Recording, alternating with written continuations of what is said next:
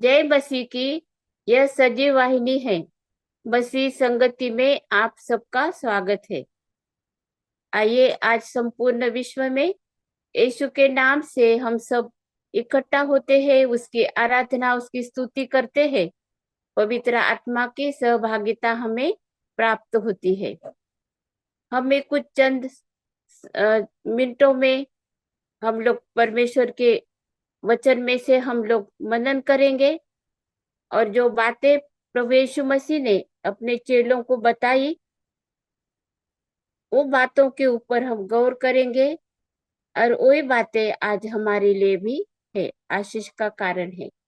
आज हम देखेंगे परमेश्वर के वचन से परमेश्वर का राज्य, परमेश्वर का जो राज्य है वो हमारे लिए कैसे है। यीशु का राज्य, यीशु का राज्य, परमेश्वर का राज्य। यीशु जब इस दुनिया में थे तब अपने शिष्यों के साथ में वो बातचीत करते थे। उन्होंने बहुत बातें उन लोगों को बताई है, और वो सब हमारे पवित्र बाइबल में जो नमूद करके रखी है उसके ऊपर हम लोग गौर करेंगे। लुका रचित सुसमाचार 22 अध्याय और 28 वचन हम लोग पढ़ते हैं। तुम वही हो जो मेरी परीक्षाओं में लगातार मेरे साथ रहे, और जैसे मेरे पिता ने मेरे लिए एक राज्य ठहराया है, वैसे ही मैं भी तुम्हारे लिए ठहराता हूँ, ताकि तुम मेरे राज्य में मेरी मेज पर खाओ पियो, वरन सिंहासनों पर बैठकर इज़राइल के 12 गोत्रों का न्याय करो। ये बातें प्रभु यीशु मसीह ने अपने चेलों के साथ में बोली है। और यहाँ पर यीशु मसीह ने बताया कि जैसे मेरे पिता ने मेरे लिए एक राज्य ठहराया है।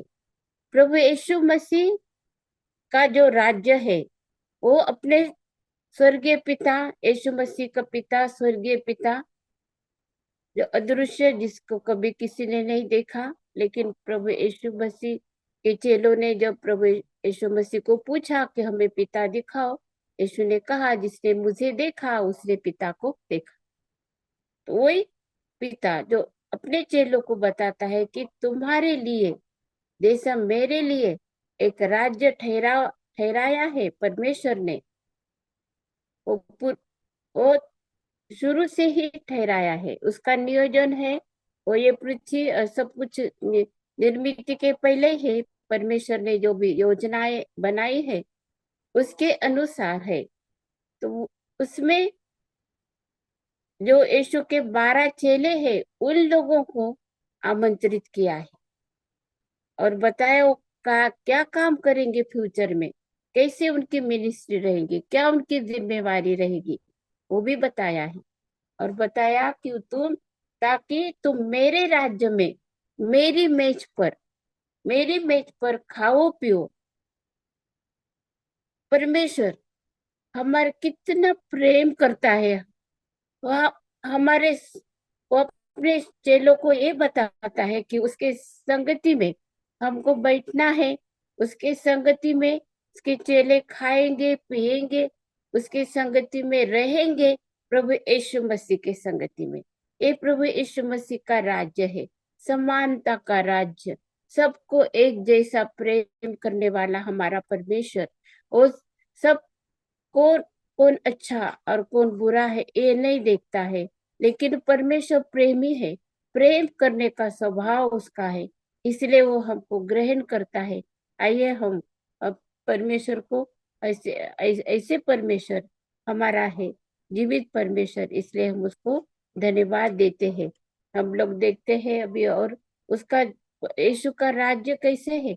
यीशु का राज्य ये सार्वकालिक राज्य है। यीशु का राज्य सार्वकालिक, अनंत काल, वो कभी वो खत्म नहीं होने वाला है वो राज्य। और यहाँ पर हम देखेंगे यशायाह नबी की किताब 9वां अध्याय 7वें वचन में हम लोग पढ़ते हैं, उसकी प्रभुता सर्वदा बढ़ती रहेगी और उसकी शांति का अंत न होगा, इसलिए वह उसको दाऊद की राजगद्दी पर इस समय से लेकर सर्वदा के लिए न्याय और धर्म के द्वारा स्थिर किए और संभाले रहेगा। सेनाओं के यहोवा की धुन के द्वारा यह हो जाएगा। ये यशा संदेश था, यशा नबी के द्वारा ये भविष्य करा हुआ है। भविष्य क्या है ये? और वो भविष्य हम लोग देखते हैं कि वो पूरा हुआ है। यीशु मसीह के बारे में ये भविष्य करा है कि वो दाऊद की राजगद्दी पर दाऊद और दाऊद की राजगद्दी पर वो विराजमान होगा। उसका राज्य अनंत काल का होगा, उसको अंत नहीं है। और कैसा है उसका राज्य? न्याय और धर्म के साथ में वो स्थिर रहेगा। उसी प्रकार से हम देखते हैं भविष्यवाणी करी है दानिएल नबी की किताब 2 अध्याय और 44 वचन 44।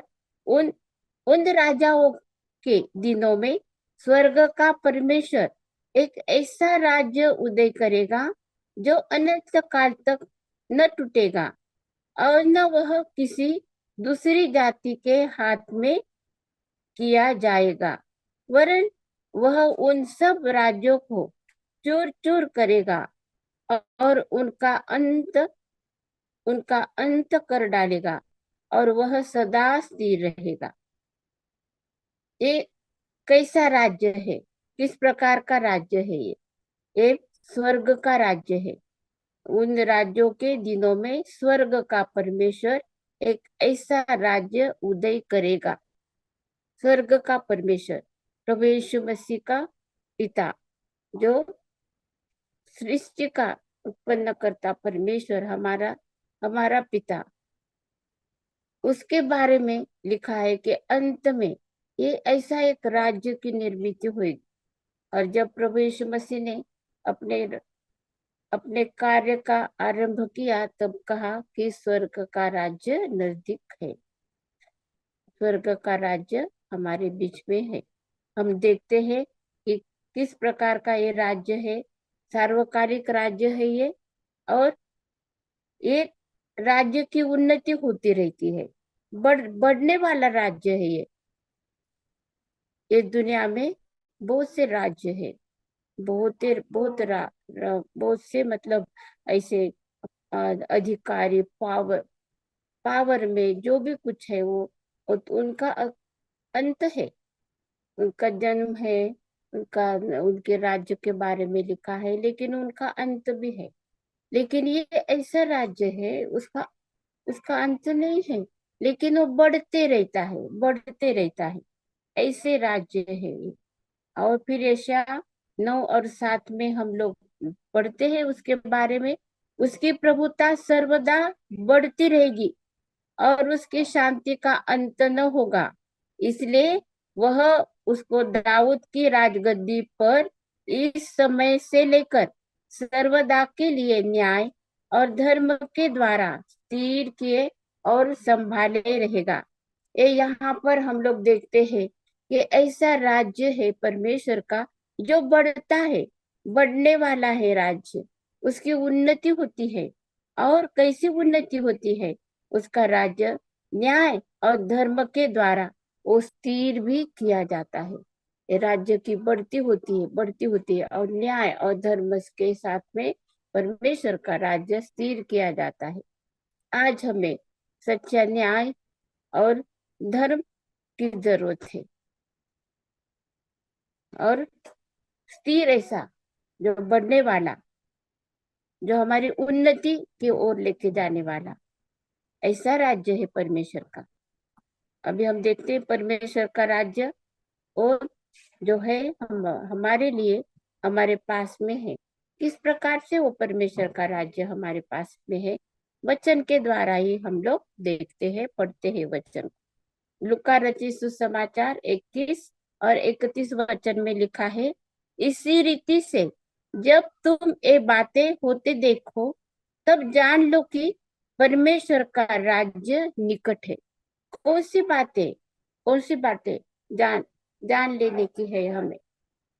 ये आखिरी के दिनों में जो भी कुछ हमारे हमारे सामने हो रहा है, जो हम सुनते हैं, वो सब बातें परमेश्वर के वचन में पहले से ही लिखी है, और वो हमको समझना चाहिए, उसके और हम लोगों को गौर करना चाहिए। ऐसे परमेश्वर का राज्य, इसलिए हम लोगों को देखना है। और फिर हम देखते हैं मत्ती रचित सुसमाचार 10 अध्याय 7 वचन में लिखा है, और चलते चलते यह प्रचार करो, स्वर्ग का राज्य निकट आ गया है। प्रभु यीशु मसीह ने अपने चेलों को बताया कि तुम लोग तुम तो जब काम करते हो, जब चलते हो, तब ये बताओ कि परमेश्वर का राज्य नजदीक है, और परमेश्वर का राज्य आने वाला है। ये तुम लोगों को बताओ, और ये बताने से ही उनको मालूम होगा कि परमेश्वर का राज्य है, आने वाला है। इस प्रकार से हम लोगों को वचन में बताया है कि परमेश्वर के राज्य के बारे में किस प्रकार से है। अभी ये परमेश्वर के राज्य में जो है, हम सामर्थ्य है, परमेश्वर का राज्य बहुत ही सामर्थ्य है। उसमें कौन प्रवेश कर सकता है, कौन जा सकते हैं परमेश्वर के राज्य में? क्या क्या कै, कैसी कैसा हमको प्रयास करना है उसमें जाने के लिए? अभी हम देखेंगे वचन में से, इतना सुंदर ये परमेश्वर का राज्य है, जो कभी नहीं टलने वाला, न्याय और धर्म के साथ में वो स्थिर हुआ है। और प्रभु यीशु मसीह ने बताया कि ये राज्य में अपने चेलों को बताया कि तुम मेरे साथ में रहोगे, मेरे साथ में तुम बैठोगे, मेरे साथ में तुम खाना खाने वाले हो, मेरे साथ मेरे संगति में तुम रहने वाले हो। इतना ही नहीं, तो तुम इजराइल के जितने 12 वंश है उनका तुम न्याय भी करने वाले हो। इतनी सब बातें बताई है। और फिर वो राज्य है, वो मनुष्य के बीच में ही बताया, हमारे बीच में है। तो हमको वो प्राप्त करना है, हमें वो राज्य में हमको जाना चाहिए। इतना अच्छा राज्य में हमको प्रवेश है। वचन के अनुसार परमेश्वर ने सबके लिए, ये राज्य के लिए बुलाया है। उसका राज्य सबके लिए है। हम पढ़ेंगे परमेश्वर के राज्य में कौन प्रवेश कर सकते हैं, कैसे प्रयास करना है हमको उसके राज्य में प्रवेश करने के लिए। हम पढ़ते हैं मत्ती 5 और 3 में, पढ़ते हैं हम लोग मत्ती रचित सुसमाचार 5वां अध्याय 3 वचन में हम लोग पढ़ेंगे। धन्य है वे जो मन के दीन है, क्योंकि स्वर्ग का राज्य उन्हीं का है। अभी मनुष्य का जो मन है, मन और हमारा जो शरीर, उससे क्या संबंध? उससे वो बहुत घनिष्ठ ऐसा संबंध है। यहाँ पर वचन में लिखा है कि जो मन के दीन है, हमें मन में दीन होना चाहिए। क्या है दीनता? दीनता का मतलब क्या है? दीनता का मतलब हमें उस स्वर्ग के राज्य में अगर जाने के लिए हमें दीन बनना है, तो हम लोगों को सोचना पड़ेगा कि क्या है, हम दीन है क्या, कैसी ये दीनता हमें प्राप्त होती है। क्योंकि पर हम लोग यीशु मसीह के साथ में हम लोग उस स्वर्ग के राज्य में रहने वाले हैं, बैठने वाले हैं हम। तो हमें वो प्रभु यीशु मसीह के जैसे हमको बनना, उसकी दीनता हम हमारे लिए बहुत ही, हम हमारे लिए, हम हमारे स्वभाव, हमारे आचरण में, हमारे मन में हमको दीन होना है। 10 वचन में हम लोग पढ़ेंगे, धन्य है वे जो धार्मिकता के कारण सताए जाते हैं, क्योंकि स्वर्ग का राज्य उन्हीं का है। धार्मिकता, धार्मिकता के कारण सताए जाना, ये ये बहुत संभव है, ये बहुत आम बात है कि जो कभी कभी जो बहुत सच्चाई पर चलने वाले जो रहते हैं, उन लोगों का सताव होता है, और फिर उनको मुश्किल से मुश्किल का सामना उनको करना पड़ता है।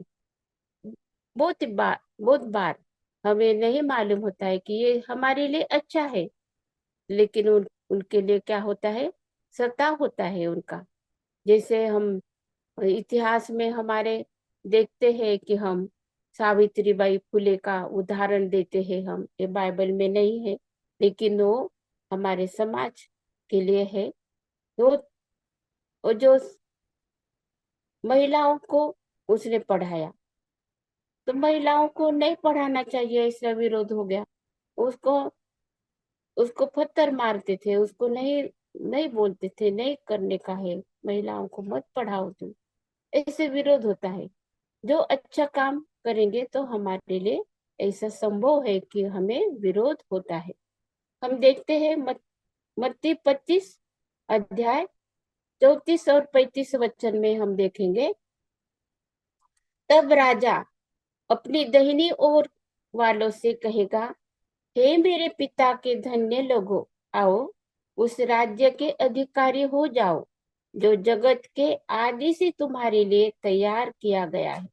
एक ऐसा राज्य है जो जगत ये उसके उसके पहले से ही, और राज्य क्या होगा है, तैयार करा है, और राज्य तैयार करा हुआ है, ऐसे वो राज्य है, इसलिए हमको देखना है।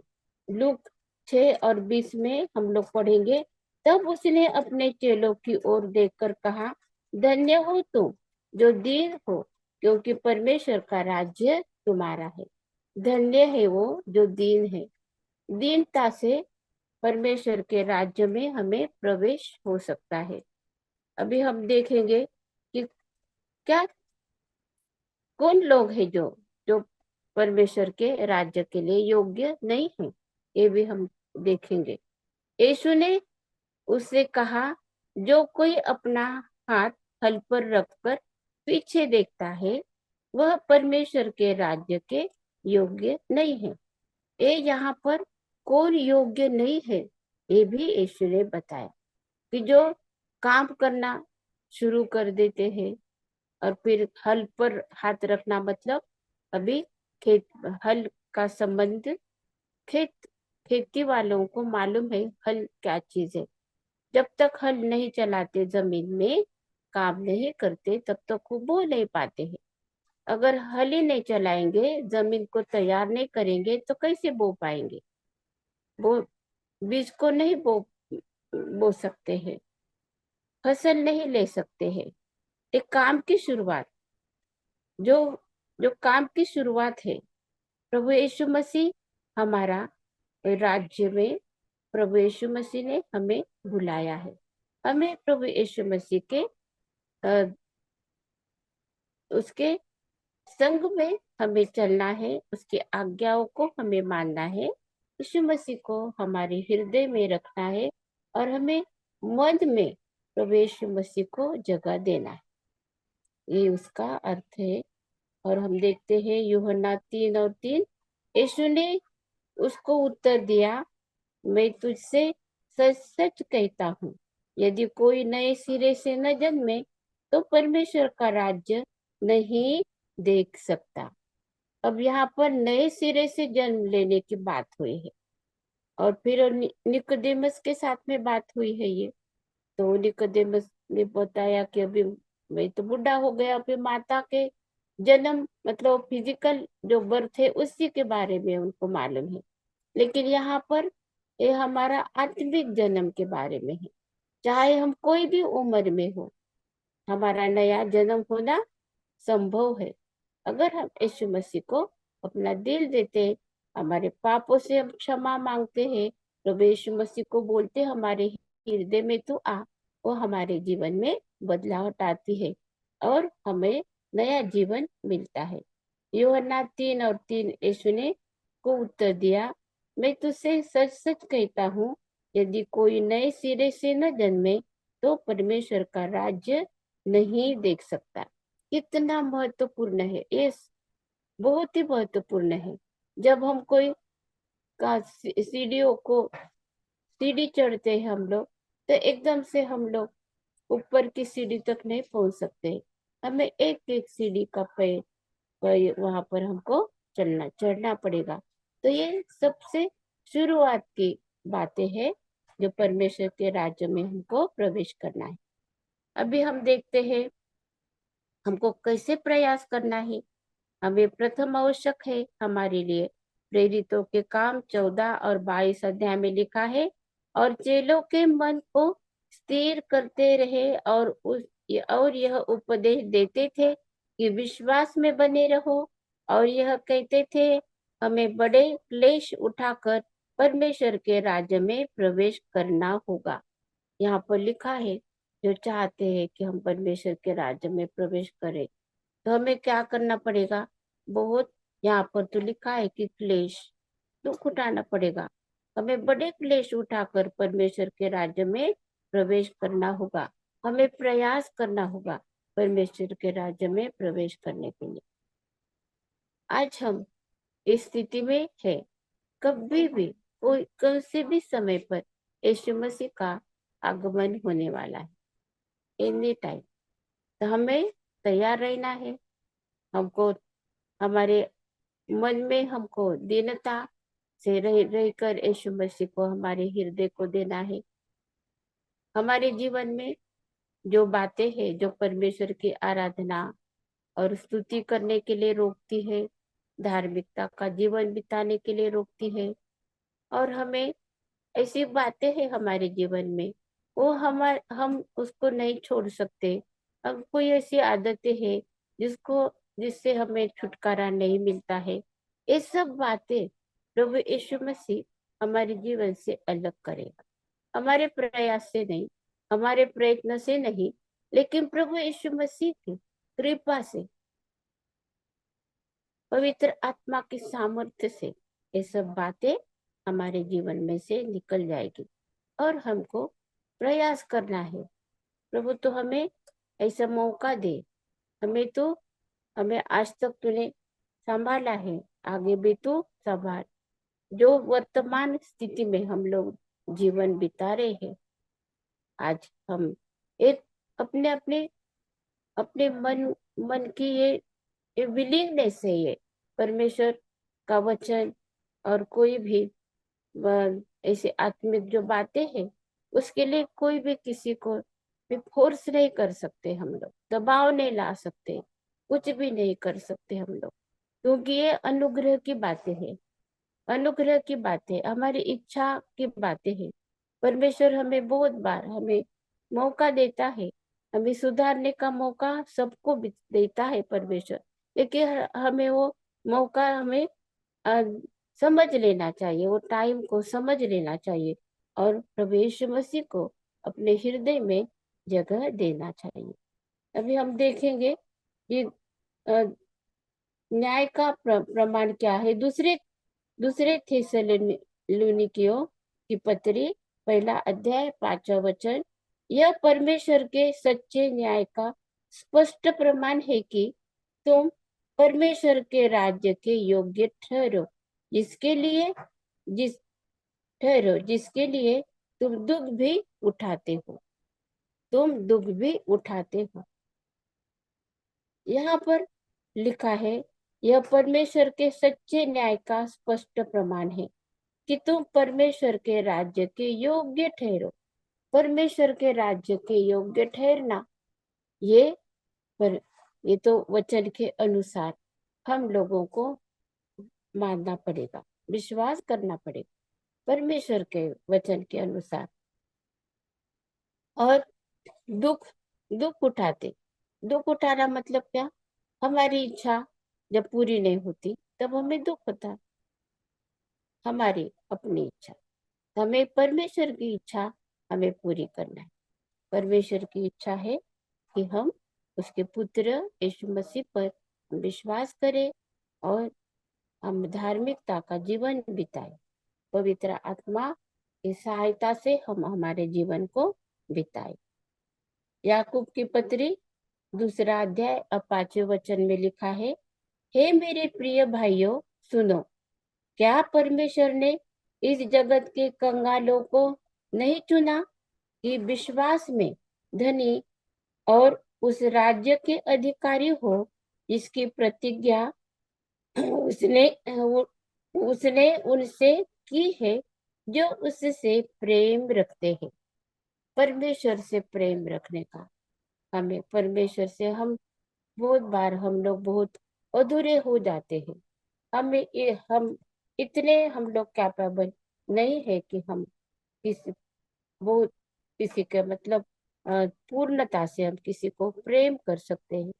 बहुत सी बातें हमारे जीवन में अधूरी हो जाती, लेकिन परमेश्वर का प्रेम वैसा नहीं है। परमेश्वर का प्रेम हमारे लिए पूर्ण है, पूर्ण है। अगर हम परमेश्वर प्रेम करता है, परमेश्वर का जो स्वभाव है वो प्रेम करने का है। हम जिस जिस जो भी स्थिति में है, हम उसके पास में आते, हम बोलते कि प्रभु तू मुझे क्षमा कर, मुझे माफ कर, तो हमें क्षमा करता है और हमें उसके राज्य में बुलाता है। प्रभु यीशु मसीह का जो राज्य है, वो राज्य, प्रभु यीशु मसीह का राज्य शांति का है। शांति में बने रहने के लिए प्रभु यीशु मसीह ने हमें बुलाया है। आइए हम उसकी आराधना करें, हम प्रार्थना करें। हमारे सारे अधर्म पापों को जो क्षमा करा है, हमें अपने राज्य में अपने पुत्र के साथ में बैठने के लिए परमेश्वर ने हमें बुलाया है। हम धन्यवाद देते हैं उसके चेलों के लिए, जिन लोगों का संपूर्ण जीवन जो है सुसमाचार के लिए उन्होंने दुख उठाया, और प्रभु यीशु मसीह के साथ में वो स्वर्ग में अभी बैठे हैं। वहां से यीशु मसीह के साथ में वो इस पृथ्वी पर मनुष्य का न्याय करने के लिए आने वाले हैं। हम धन्यवाद देते हैं ये सारे वचनों के लिए, जो जीवित वचन है हमारे लिए, हम उसको धन्यवाद देते हैं। आइए हम प्रार्थना करते हैं। हालेलुया, स्तुति धन्यवाद हो ये हमारे जीवित और प्रेमी प्रभु, हम तुझे धन्यवाद देते हैं। तूने हमारे लिए अपने राज्य की तूने स्थापना करी है। तेरा राज्य प्रभु जी शांति का राज्य है। तेरा राज्य प्रभु, तेरे राज्य में न्याय और धार्मिकता से वो तूने स्थिर करा है। हम धन्यवाद देते हैं प्रभु। तेरा ये वचन है हमारे लिए, अभी वचन दिया है कि इस जगत में जब तक हम जीवित थे प्रभु जी, हम तेरे ओर देखते हैं जो तू आने वाला है इस धरती पर।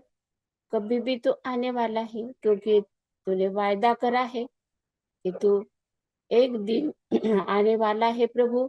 हम स्थिर रहे, हम अपने आप को तैयार करें। इसलिए हम प्रभु प्रार्थना दुआ करते हैं, तेरी शांति का लाभ हमें हो।